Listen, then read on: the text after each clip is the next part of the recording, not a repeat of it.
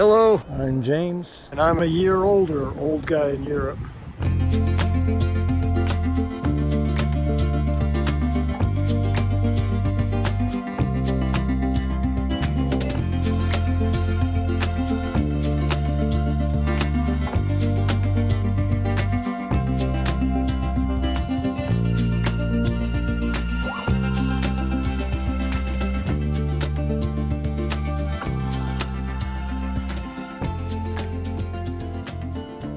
Hello and welcome to our very special one-year anniversary episode of An Old Guy in Europe. I can hardly believe it's been an entire year since publishing our very first episode. And in that time, 54 consecutive weekly Friday episodes have been published. Over 300 people have subscribed to the channel, and nearly 18,000 people from all over the world have viewed it. Of those, over 1,300 have liked episodes, and 147 of those have left wonderful comments. That's more than 10 comments per month. And even 63 of our viewers have shared episodes in the channel with others. And all of this has happened organically in just 12 months, without doing anything to actively promote the channel. To say I'm overjoyed with the growth and reception An Old Guy in Europe has received would be a massive understatement. And it's you, the viewers, who have made this all happen. For that, I am deeply grateful, and I thank you from the bottom of my heart. Nothing makes me happier than to know you are enjoying the channel. I look forward to another fun and successful year of An Old Guy in Europe, and I hope you will continue to join us and help us grow. So for now, I invite you once again to please sit back, relax, and enjoy our one-year anniversary of An Old Guy in Europe.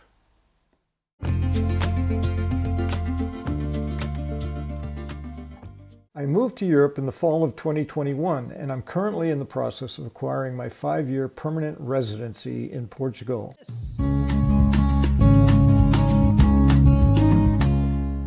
And my intention is that it's useful and people find value in it. And I'd been in Santa Cruz for well over 20 years. I went there to go to the university, which is where the banana slugs plugged in.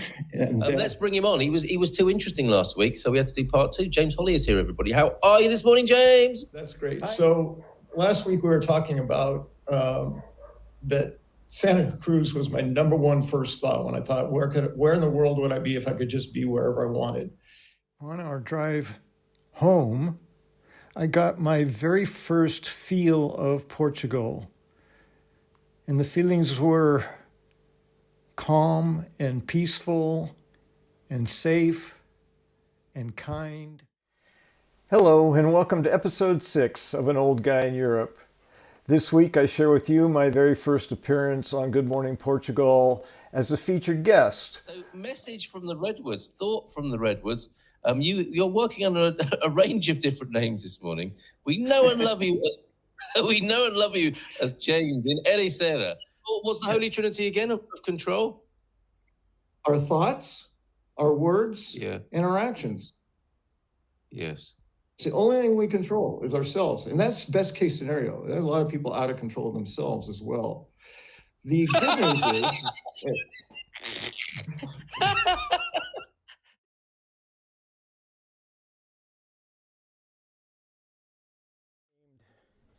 in remembrance of the, I say, mostly peaceful revolution in Portugal. The premise is, if you have to express an emotion, right, we would rather you didn't, but if you have to, boys, you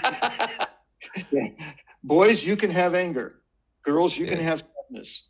And that's it, but not too much. My key to peace, because to me, peace is like, that's the state I think I'm seeking, is to be at peace. My key to that is a practice of gratitude, intentional. Sea break.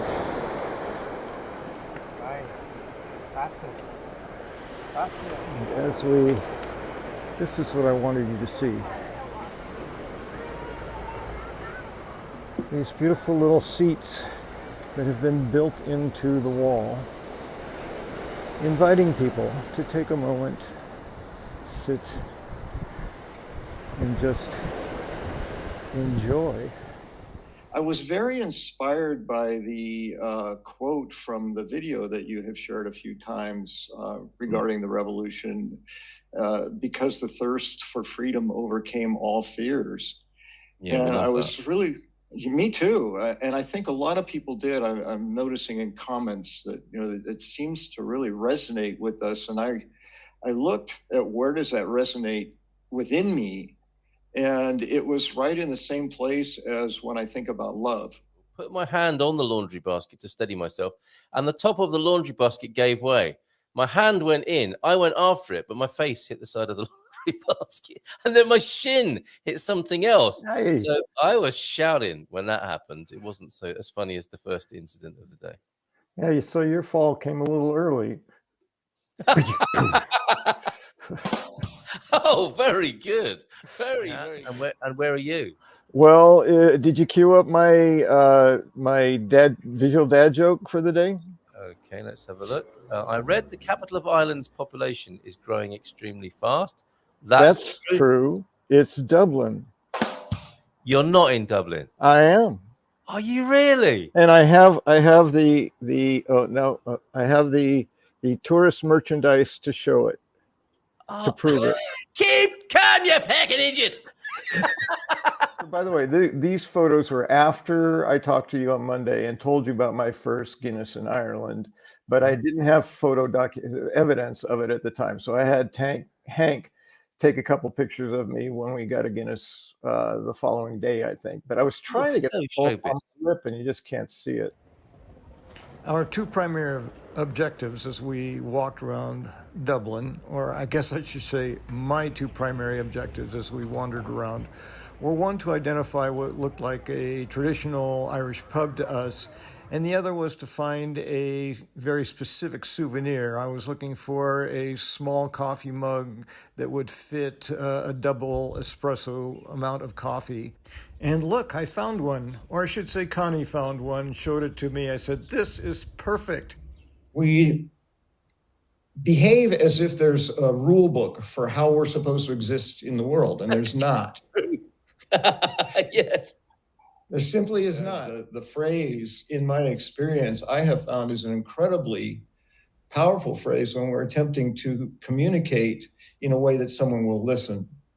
Because as soon as you say it's that way or it's this way, then someone has space to argue, and they probably have evidence that you may be presenting a wrong case. Well, where are you, James? What's going on? I'm in Espino, and I was trying to get the view out my window, but it's just all backlit bright, I see. So let me see if I pull myself out of it, if I can actually show you what's in that window. Oh, Espino, hello to you. Oh, that's beautiful, James. I've now visited Espino 4 times in my 3 years here in Portugal, all of which have been in the last year and a half. Listen, how's this? To give us the backstory, for those who don't know, you're thinking of moving from beautiful Ericeira, the California of Portugal.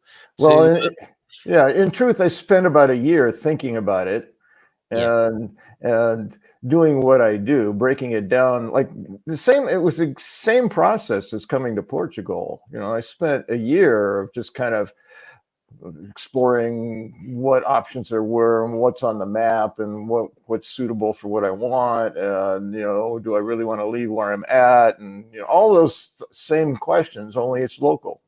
Yeah. So it took me about a year to make the decision. And the decision was, I'm going to make this move to Espino, give that a shot. In this episode, I share a feature Good Morning Portugal show dedicated to Movember, International Men's Health Month, from November of 2021.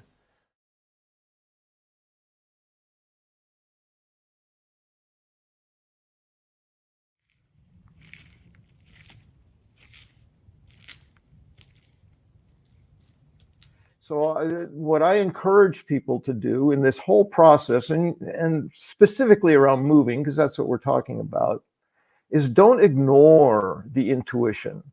Don't ignore the instinct. They're there because they helped us survive as humans. And welcome to this very special 25th episode of An Old Guy in Europe. Today, I'd like to share with you a sample of each episode that I've made so far, numbers 1 through 24, on the occasion of 25 videos. I felt like I was missing something. It wasn't a location. It was a sense of arrival, a sense of settling. In my mind, I had this idea, and I just made it up. It came from nowhere, but this idea that, somewhere around 3 months, somewhere around the time I get my residency, I'll feel settled. I'll feel like, I've arrived, I'm here. And I'm still waiting for that moment. Like it hasn't arrived. Back in July of 2022, with a ride from my Portuguese family, who were on their way to nearby Torres Vedras and happy to drop me off, I had the opportunity to visit and explore Santa Cruz for a few hours on a beautiful summer day. So my intention was just to raise awareness that, there's a wide range of experiences of the holidays, from the joyful family gatherings in warm homes and sharing gifts and Santa Claus, to people who are really destitute, and to just be mindful that people may be struggling during the holiday season and trying to put on a good face. So it was mostly about just being aware, be sensitive. And that actually got me to thinking about the process of the decision-making, the integration, all the process of choosing Portugal and to be in Portugal. And it really struck me how similar it was to, pretty much any relationship, but I was thinking more specifically romantic relationships. So I came up with what ended up being 8 stages of relationship. And then parenthetically I put, and applicable to Portugal. So I've had a few people ask me, why are you doing this? How did you get into doing this? What's your motivation? So primarily my answer has consistently been, I want to offer something of value to the viewers, to the people, to people who are watching this channel for whatever their interests may be. It's almost this craving to go to the next place. Like where we are is never where we want to be. There's always somewhere to go, and it can be geographical, where most of us can relate. We wanted to get away from the United States or our previous country, whatever that is, or we just wanted to get to Portugal because that was in some way the Holy Land, the place to be. That got me to believing that the sense of settling in is a very gradual process. It is very much like developing a relationship with somebody where it deepens, but you may not necessarily know that it's deepening until you reach a place and you go, oh.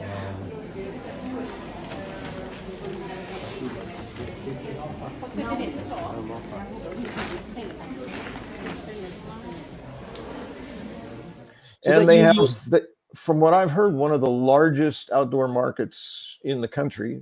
Yes. And in my experience, in the world. But I haven't seen the whole world. But it is massive, and it's every Monday, rain or shine. Yes. Which language do I use? And then that gets complicated by the fact that now British English is now infiltrated into my American English, which is now part of my Portuguese, which is all part of trying to describe Portugal to someone in English. Yes. And sometimes I get baffled and confused speaking my own language. It is one of the main transport hubs of the city and country, incorporating the city metro, or subway, and local and national bus systems, and was opened in its current form in 1998 for the opening of Expo 98, World's Fair. He and I have both been in touch with, it's so weird to call people who I just know we're going to be friends. It's like landlady. No. And then I found a phrase that helped me, which is the perfect place for me. Yep. It doesn't mean it has to be perfect. It just means it needs the perfect place for me. Yes. And Vitor and I were both very clear what that was, and that helped a lot.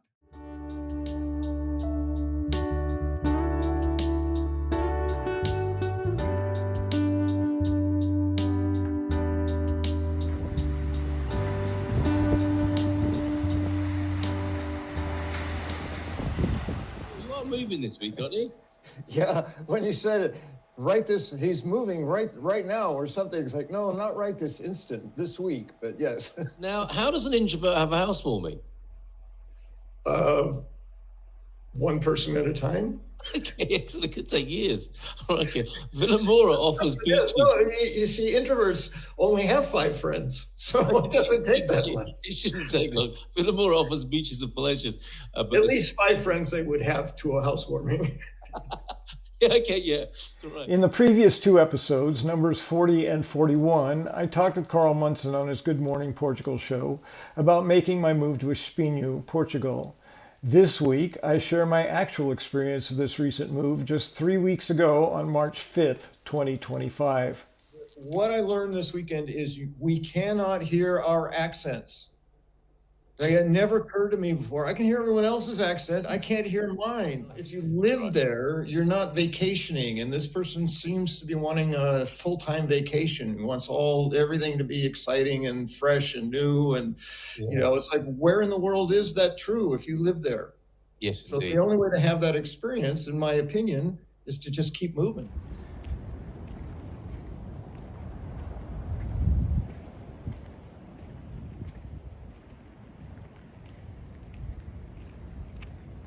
I want my life to be great. I want my life to be fabulous. I want to be happy. I want to be all these things in my future, the things I'm working toward, the things I'm training myself toward. So I started answering that question, how are you, with fantastic. The concept of pocketing your emotions, which is I like the idea of pocketing, like I have these feelings and they're here right now, but I have to go to work. So let me put it in my pocket. They're still there. Go do my work. And then when I have the space, when I can go relax, where I can just go be who I am, I can take it out and really feel it. So I thought I'd share with you today this beautiful sunny day. This boardwalk that runs right along the ocean, practically to Porto. So I've been so happy being here because of the culture and the place and the experience of it just resonates with me in a way that I had never experienced in my life before.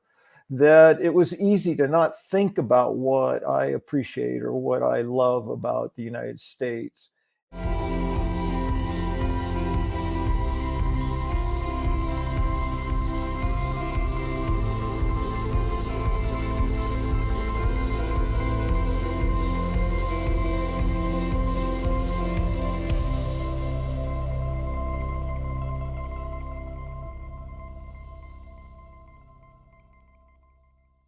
The opportunity of moving away, especially a far distance, is much less contact with those expectations and being able to live into and actually establish new expectations. People will expect me to be who I am as opposed to be that me I was before I left. And that is incredibly liberating. So when I came to Portugal, I intentionally said from this point forward, my identity in my name is going to be James. So I literally changed my name coming over here too, as a way of demarcating this identity reclamation. I was going to say change. It wasn't really a change, just reclaiming myself. I was expecting, and I've mentioned this before, the world to accommodate me the way I do. That people will be on time, that people will do what they say, that people, this is the way, because that's how I am, right? For the most part. When I started doing the work, being conscious of it, I realized that was a pretty certain path to suffering constantly. Because well spotted, sir. The world is not going to accommodate me, and I'll be far more successful if I make an effort to accommodate the world.